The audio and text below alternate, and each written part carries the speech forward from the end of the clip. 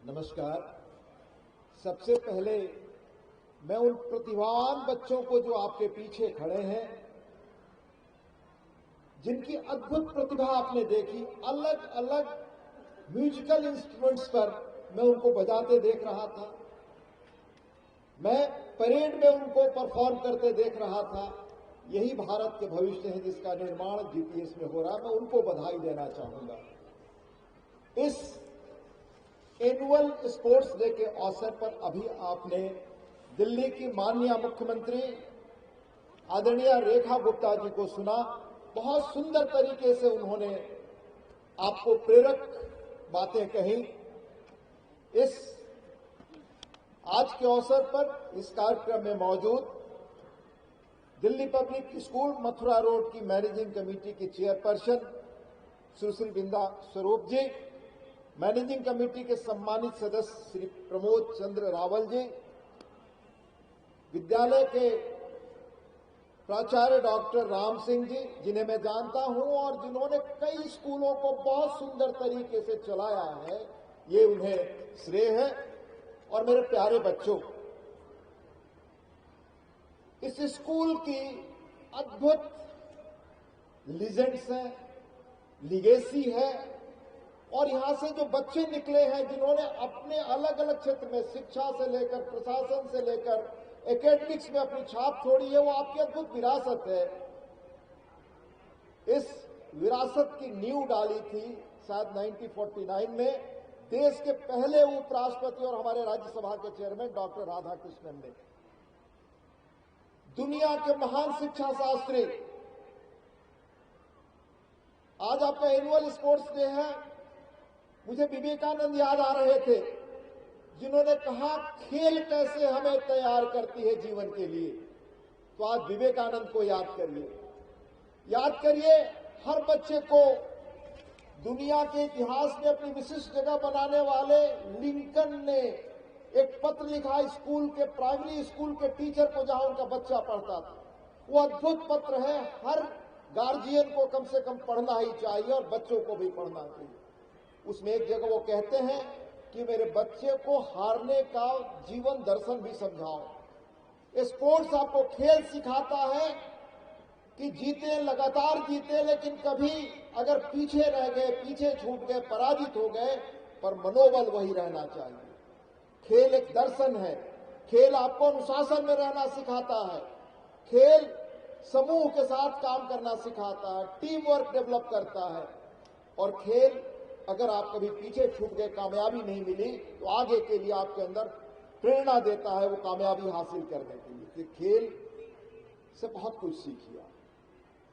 हमारे मुल्क में आदरणीय प्रधानमंत्री जी के सत्ता में आने के बाद 14 के बाद खेल पर इस किस्म से प्राथमिकता है, और जो मेडल्स हम पा रहे हैं वो आप देखते होंगे। खेल की यह भावना देश बनाती है, और जीवन के जिस क्षेत्र में आप जाएंगे अपनी अकील अलग और विशिष्ट छाप छोड़ेंगे। मैं डॉक्टर कलाम की एक बात कहकर अपनी बात खत्म करूंगा, क्योंकि बहुत देर से आप सब बैठे हुए हैं। आप जानते हैं डॉक्टर कलाम बच्चों के बीच ही अपना उन्होंने जीवन के सबसे प्रेरक क्षण गुजारे। उनको उत्साहित करते, उनको प्रोत्साहित करते। उन्होंने अपने जीवन के बारे में लिखा। आप जानते हैं उन्होंने अखबार बेचने से अपने जीवन की शुरुआत की, पर जो उनको स्कॉलरशिप से एडमिशन मिला, तो उन दिनों जो आज मद्रास का आईआईटी है, वहां Madras institute of engineering college के रूप में वो जाना जाता था, वहां उनका एडमिशन हुआ। उन्हें उनके प्रोफेसर ने कहा कि कलाम आप प्रोटोटाइप एक प्लेन बनाओ। उन्होंने बनाया। देखकर उस प्रोफेसर ने कहा कि नहीं कलाम, ये तुमसे एक्सपेक्टेड नहीं था। अगर 48 आवर्स के अंदर दूसरा बढ़िया नहीं बना सकते हो तो तुम्हारी स्कॉलरशिप जा सकती है। कलाम साहब ने लिखा है अपने मेमोइर्स में कि जब मैं पढ़ने लगा तो मेरे जीवन में लगा कि मैं कुछ करूं। जब ये बात मैंने अपने प्रोफेसर से सुनी कि मेरी स्कॉलरशिप चली जाएगी, तो मुझे पुनः उसी रेगिस्तान में, यानी वो रहने वाले जहां के थे कन्याकुमारी, वो रेतीला इलाका था, वहीं जाकर मुझे अपना जीवन गुजारना पड़ेगा। उन्होंने कहा मैं हॉस्टल में खाना पीना सब भूल गया और मैं उसको नए ढंग से बनाने में जुट गया।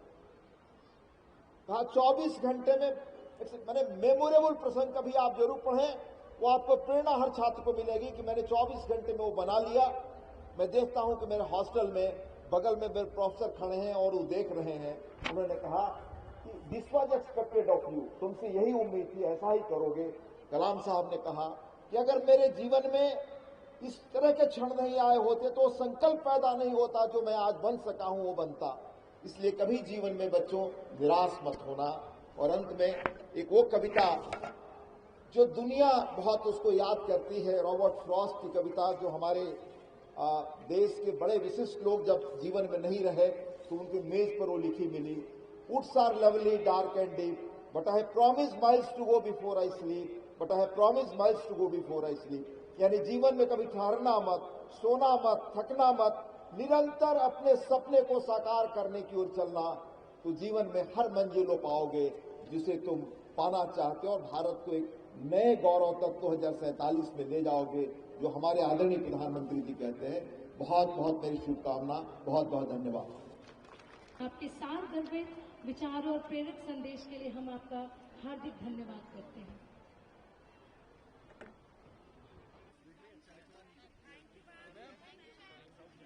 है या नहीं है?